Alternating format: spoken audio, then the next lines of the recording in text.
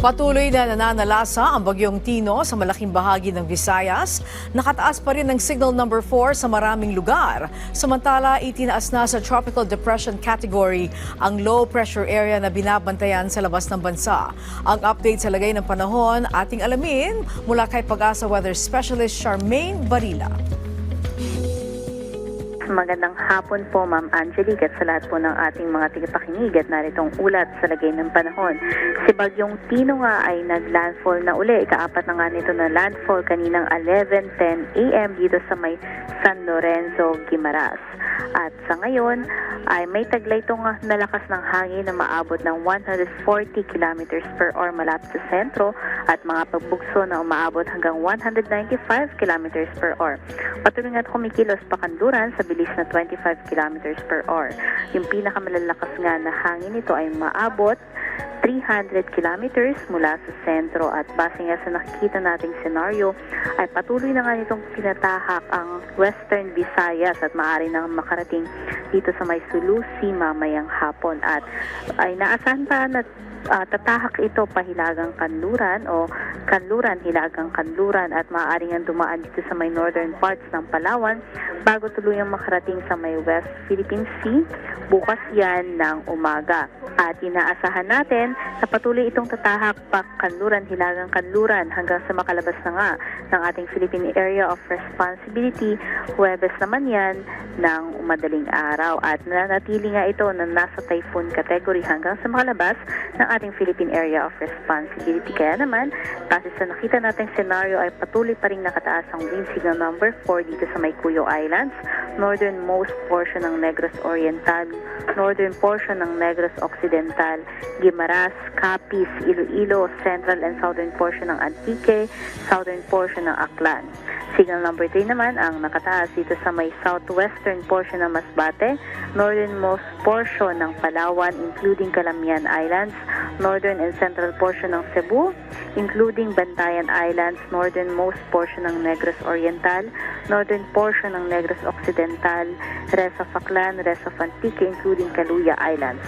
Signal number 2 naman, ang nakataas dito sa Luzon, ang western and southern portions ng Masbate, western portions ng Biliran, maging dito sa may southern portion ng Oriental Mindoro at southern portion ng Occidental Mindoro, Magsaysay, maging dito sa may southern portion ng Romblon at northern portion ng Palawan including Cagayan-Silio Islands.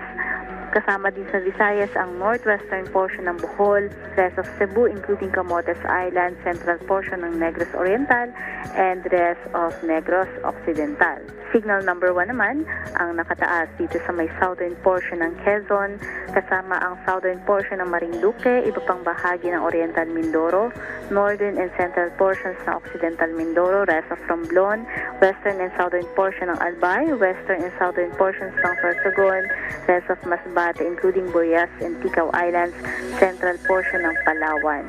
At kasama din under wind signal number 1 sa Visayas ang western portion ng Northern Samar, western portion ng Samar, rest of Biliran, rest of Leyte, northern and western portions ng Southern Leyte, rest of Bohol, rest of Oriental Mindoro at ang Siquijor. Patuloy pa rin natin pinag-iingat yung mga kababayan natin under wind signals dahil hindi pa nakakalampas ng kalupaan ng Pilipinas itong si Bagyong Tino. Samantala, bukod nga sa areas under wind signals, dahil nga sa pagbugso ng hanging amihan na tumatama o na sumasalubong sa hangin na nanggagaling dito kay Bagyong Tino ay nakakabuo ito ng shear line na siyang nakakaapekto dito sa may northern Luzon at maging mangilan-ngilang bahagi ng central Luzon. Kaya naman ngayong araw, makararanas din ng mga malalakas na hangin ang malaking bahagi ng Luzon na yung mga areas hindi kasama sa wind signal at kasama dyan ang Metro Manila. Kaya muli, mag-ingat po yung ating mga kababayan sa peligrong dala ng mga malalakas na hangin. At aside pa dito sa mga hangin, yung mga pag-ulan naman, kung titingnan natin, malaking bahagi or buong Kabisayaan pa rin ang makararanas ng malalakas na mga pag-ulan. At pinakamalalakas nga dyan ngayon dito sa may central and western Visayas na kung saan umaabot yan ng more than 100 millimeters kasama kasama nga dyan ang Palawan. At nakikita din natin dito sa Mindoro, ganun din, mataas din. At dahil nga sa epekto ng shear line, ang Aurora at Quezon ay meron ding inaasahan ng 100 to 200 millimeters ng mga pag-ulan at 50 to 100 millimeters naman sa may Isabela, Rizal, Laguna at Batangas. At sa nalalabing bahagi o dito sa may Bicol region at northern parts ng Mindanao, meron ding inaasahan na malalakas na mga pag-ulan ngayong araw dala ni Bagyong Tino. Samantala, nakataas din po yung ating storm surge alert, lalong-lalo na sa mga areas under wind signal number 3 and 4 na kung saan maaari itong humigit ng 3 metro yung mga pag-alon nga dito sa baybayin sa loob ng 24 oras. At patuloy pa rin po natin pinag-iingat yung ating mga kababayan kung nakalikas na po at nasa shelter ay manatili po tayong ligtas at patuloy na umantabay sa mga updates ng pag-asa hinggil nga dito sa binabantayan nating si Tino. Samantala, nakataas pa rin yung ating gale warning dito nga sa may eastern seaboards ng Northern Luzon, eastern and southern seaboards ng Southern Luzon, seaboards ng Visayas at northern and eastern seaboards ng Mindanao.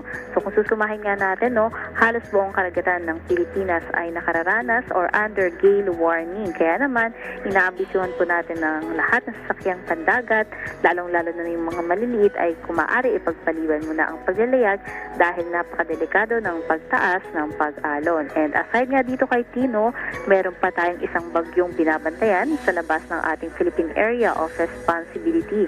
Ito nga ay sa ngayon ay naging tropical depression na kaninang umaga at huling namataan sa layong 2,050 kilometers silangan ng northeastern Mindanao. At base nga sa nakikita natin ay maaari na itong makapasok sa loob ng ating car ng Biyernes ng gabi o di kaya naman na madaling araw ng Sabado. At dahil sa ngayon, mataas pa yung uncertainty nito ay patuloy pa rin tayong umantabay sa mga updates ng pag-asa hinggil nga dito sa bagong bagyo. At kung nakikita natin sa ating tropical cyclone TC threat ay ang maaring tumahak ito pahilagang kanluran at maaring lumapit o tumama dito nga sa may kalupaan ng Northern Luzon. Sa magiging lagay naman ng ating dam,